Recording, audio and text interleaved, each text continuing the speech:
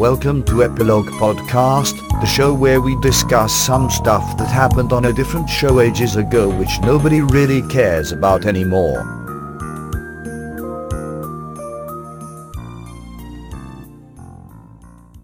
Hi, I'm Portponky.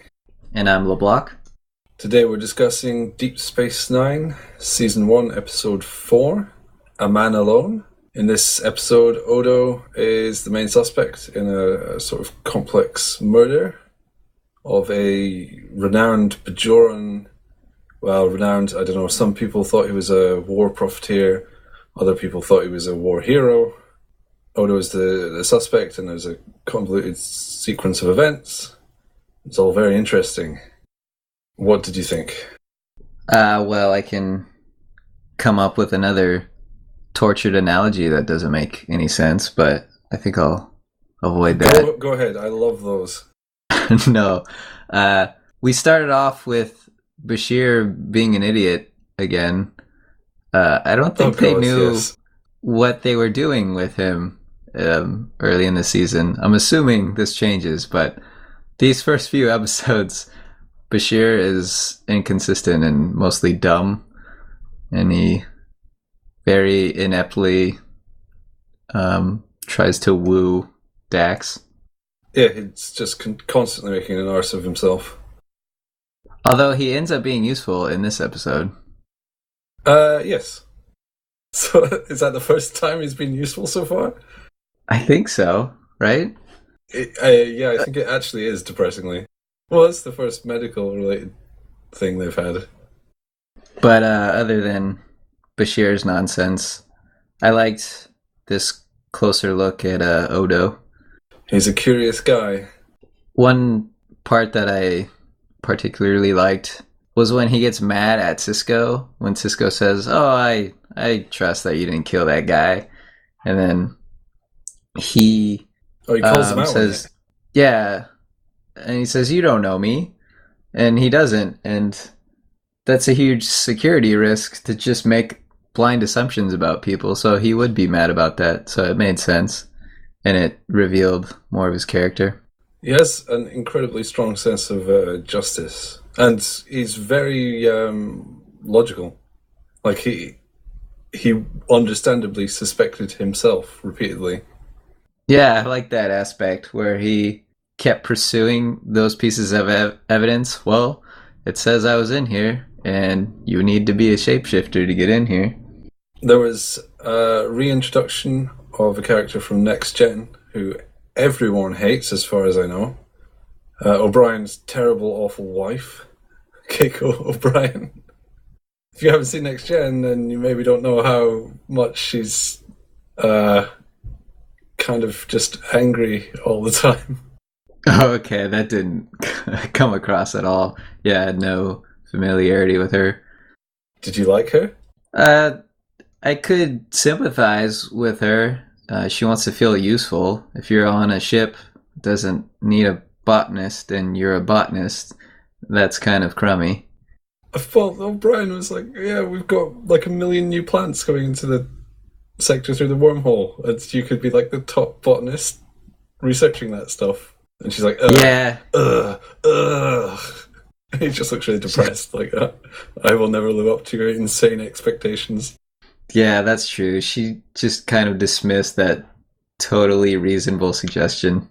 And then he said, why don't you plant an arboretum and make the place look happier? And she just doesn't really respond. And instead, she pursues being a teacher, which she's never done. Did you see this as a sort of trying to reinvent this character? They rebooted Keiko O'Brien. Quite possibly. I don't know. I don't know why she's like that, or I don't know. I think it's because nothing good can ever happen to Chief O'Brien. Oh, poor guy. Even his marriage is just a mess. Oh, there was that one scene where she's talking with the guy about having his son attend a school, and that scene. Okay, yeah, Rom. They're constantly moving, and it's so distracting. That's confusing. Yeah, he's running the gambling game, I don't know if it's Dabo or whatever it's called, but he's running it from like 4 tables at once. And there's just gold pressed latinum everywhere. So I don't understand how that didn't just all get stolen. Like a casino, you wouldn't have one, what's the word, croupier or something, running 4 tables, because people would just walk past and just scoop all the chips up into their pocket and run for it. Yeah, and those people aren't exactly upstanding citizens, so you'd think they'd take more precautions. Oh well. That's not actually on my list of criticisms, which is, I only have one, which we can jump straight into to mix things up a bit. Yeah, let's go right into your criticisms. When Jake and Nog put the bugs on the diners, there's a little comedy scene there, and they start changing colour, and then they stop changing colour, and they're like, ha ha ha, how embarrassing. And they don't say, oh my god, we're dying, we need instant medical help, what's happening? Yeah, that's on my notes as well. Just like, oh gosh, we changed colour, silly us. I guess we're fine. It stopped. I mean, it was a comedy scene, or I think it was supposed to be comedy. A lot of people were getting paired up in this episode. Most distinctly, Quark and Odo, who we've already seen in the premiere, were frenemies, are now established as best frenemies. Yeah, I love that conversation that they had in the beginning. That was pretty much unfiltered. They don't have any reason to present a false self to each other. He talks about never having coupled, and has that private conversation that normally you'd have with someone with whom you're close. Seem to have a very skewed view of relationships and compromising. Yeah. They had another good conversation later on where Odo says, or maybe Quark says, all you did was make me a better crook. I've been on my toes long enough around you that I'm used to it. I can't remember the exact phrasing, but that was... They're kind of like good friends. And they even said that you're his greatest enemy, which may be the closest thing he has to a friend. Yeah, which is the perfect way to word their relationship. And in that moment, that's when Quark is defending Odo's honor, saying that he's not a murderer. It's strange the things that the computers log and don't log. Like, they log when the doors open, but they don't log like who goes in and out. Yeah, that seems strange and not as useful. Yeah, well, they log enough things to make the plot interesting, but not really consistent with the reality of what it would be like in what is presumably a high surveillance situation. Like, its security seems quite high, so they're willing to log every time someone goes to the toilet, but not who it is. I guess that's too egregious of a freedom breach, privacy breach. But then why log it at all? Why log, the door opened twice? Well, if you don't know who went through, then what use is that information? The only point of that information was to implicate Odo, but the only reason that information was available was because of the design of the space station's sort of surveillance systems. There's no logic to it. I guess that's actually a criticism I should have written down. Maybe opening doors was a big deal back when the security system was implemented, and that's just... Well, doors have a long-standing place in secure facilities. One thing that stuck out to me, it was a really tiny thing, was when Odo says you have 26 hours to get off the station, and I kept thinking, why 26? Why did he land on that hour? Why did he? I thought it was a thing where they didn't want to completely copy Earth and humans, such as Bajorans basically look like humans, but then they have ridges on their nose. Yeah. So then it's a human day, but not totally a human day. So Bajor has a 26-hour day, maybe. So 26 hours was the way of him saying 1 day, but he didn't say 1 day because then the viewers at home would assume 24 hours. Not that it matters, because none of that actually happened. Yeah, that's just speculation on my part. It makes sense, so I guess that's just flamboyant script writing. But then 26 hours, that's a long time. You could do a lot of damage in 26 hours, such as stab someone in the back. Yes, I guess his threats were a bit meaningless. And then Sisko got very annoyed with him when he was like, haha, I'll just take the law into my own hands. I don't know why he expected Sisko would be okay with that. But then again, Odo doesn't seem to care much about what anyone else thinks.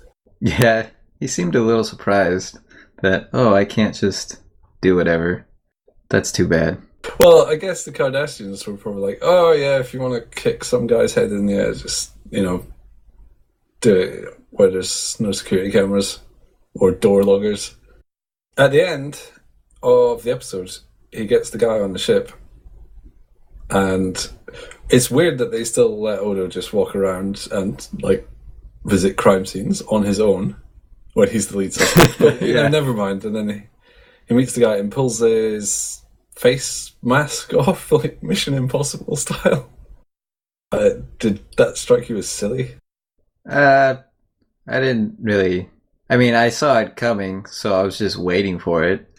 What did strike me as silly was the unruly mob calling Odo shapeshifter as if it's a pejorative when he refers to himself as a shapeshifter. So I don't understand how that's an insult. Yeah, they graffitied it on his in his office in English with English writing, which shows a distinct clash of both multiculturalism and extreme xenophobia. So you're saying their bigotry should take into account of multiple cultures? Well, because they wrote it in English, but they're Bajoran. They didn't write it in Bajoran. What does Bajoran language look like? Is it just English with some flourishes? It's got ridgy bits on the noses and earrings. No, in Star Trek, every race has their own distinct language and writing system, although generally you see maybe Klingon, which has a sort of, it looks a bit like Arabic. And Ferengi has a sort of hexagonal flowchart look to the language. So presumably Bajoran has its own language and writing system. So Bajoran mob guys broke in, learned how to spell it in English, then wrote it on the wall.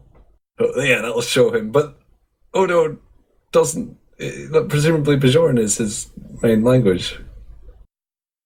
They were a very neatly organized, unruly mob. Yeah, the security team managed to turn up so that they could see a shoe or whatever it was get thrown out the window. Yeah, I kept waiting for a rock, even though that wouldn't make any sense. And then they don't get really mobby until the security guys have time to arm themselves. They're really playing by the rules. The most polite mob.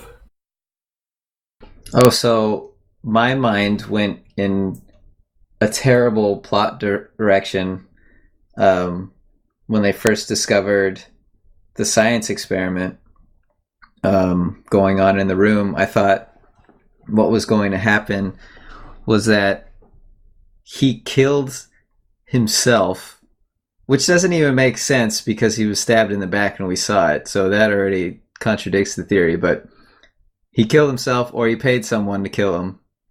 I guess that could work. And then he knew that Bashir would discover the DNA stuff and then end up cloning him, so then he would be able to live again. I thought that's what they were going for in the beginning, and I'm glad they didn't do that because that's convoluted and dumb. And it's pretty risky to just kill yourself and assume someone will discover that you want to be cloned. Plus, that would be his clone, not him. Also, they just cloned the guy, and then they were like, oh, we've got another Abadan. I guess he can be a member of society. Like, what's the deal with the clones? Do they have the memories of the original guy, or not? Because if they don't have the memories, surely he'll just be like a baby with an adult body. And if they do have the memories, then this guy just framed someone for murder. Yeah, I was assuming they have the memories, but then I forgot who says it. Someone says, well, let's hope this one doesn't turn into a bad apple. That's not a direct quote, but it was something like that. So I guess they can turn out differently. And what happens to this one? In about 2 days, he becomes a living, breathing member of Bajoran society. Let's hope he doesn't follow in his donor's footsteps. I think you're not supposed to think about this as much as we maybe have. So more than 2 seconds? Yeah. I mean, because the murder mystery plot was actually pretty good. It keeps you guessing, and the payoff is reasonably clever. So, just don't look at any of the details or you'll think, well, how does any of this make sense? Was his clone okay with being stabbed to death? I guess he didn't tell his clone, but if it's his clone with his memory, surely his clone knew. Yeah, and if he had his memories, he would know, oh, I'm going to... Unless he thought another clone was going to be made, and then that one was going to be killed. So he never thought that he was the clone that was going to be killed. Or he thought he was the original. Okay, yeah, there could be that. He was going into the holodeck, so he must have known the person going into the holodeck would be the one getting stabbed. And they both went in together. I mean, maybe he really did just have a death wish. But that doesn't make a lot of sense.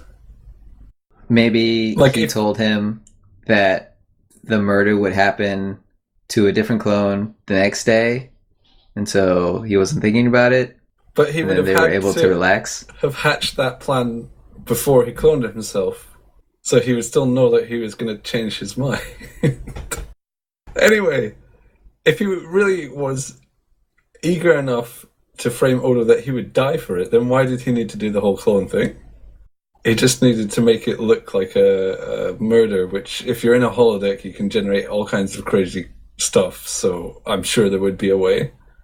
Before the stabbing, I thought the zoom in of the camera was really gratuitous on the hands that were massaging, but then obviously it was done so you don't see who's doing the stabbing, and it's just a hand and a knife. But at first it was kind of weird. I wonder why he wore gloves. Presumably so he didn't get DNA or fingerprints or anything on the knife, but it would only be his own anyway. Okay, I'm going to stop thinking about this because it's all falling apart. We're trying to solve a solved mystery. Oh no, I did it! I made a stupid analogy. Yay! This show is run on stupid analogies, like a train.